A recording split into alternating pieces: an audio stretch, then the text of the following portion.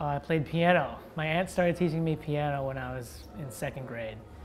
And a little bit after that, I picked up an alto saxophone and played alto mostly throughout high school. And then living in Chicago, I realized that it's a tenor town mainly, so I started playing tenor a lot more too. And along the way, picked up soprano saxophone and flute and clarinet. But I still come back to tenor and alto mainly.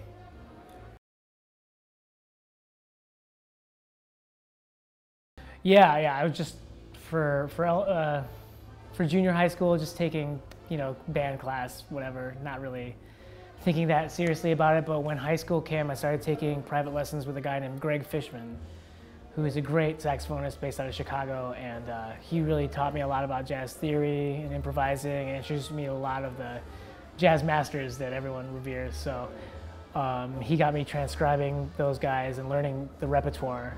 So it wasn't until high school that I started really getting into jazz. And then I went to college at DePaul University in Chicago, where I studied with Mark Colby. And then after that, I just decided to give it a shot. I moved to New York, and I moved to New York in 2001 to study with Dick Oates at the Manhattan School of Music, and I just decided to stay.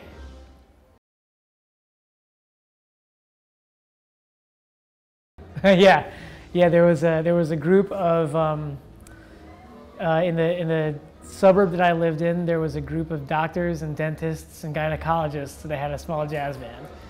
And at some point, their saxophone player couldn't make it, so they called my band director and he said, "I got the guy for you." So it was this guy.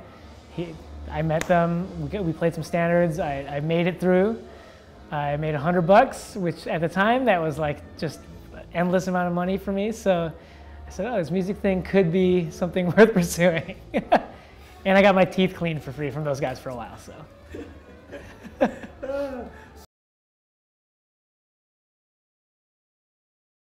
It was definitely both daunting and exciting to move to New York City.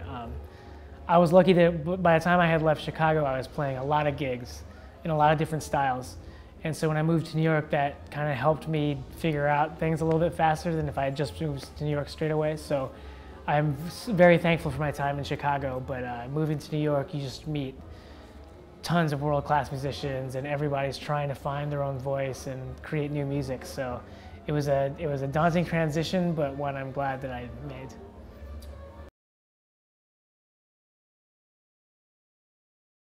I mean, the Thelonious Monk Institute itself, just the college program, the schooling thing, everything about that institute, including but not just the competition. It's all they're an amazing, wonderful organization of people, and they give a lot of opportunity to inner city school kids. They give a lot of opportunity to up and coming musicians, and their primary focus is education.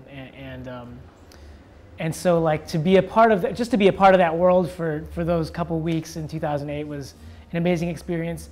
I always said going into it that, like, if I won or if I didn't place or whatever, it was just a chance to get to hang out with Wayne Shorter and David Sanchez and Greg Osby and Jane Ira Bloom and Jimmy Heath, like, and Herbie and that kind of scene, those kinds of musicians.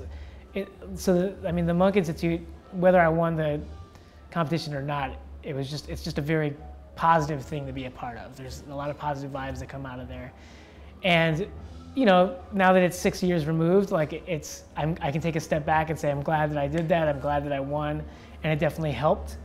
But it's not like the end all be all of everything. But it has helped me gain some direction. It helped me meet a lot of musicians, so I'm forever thankful for it. Yeah.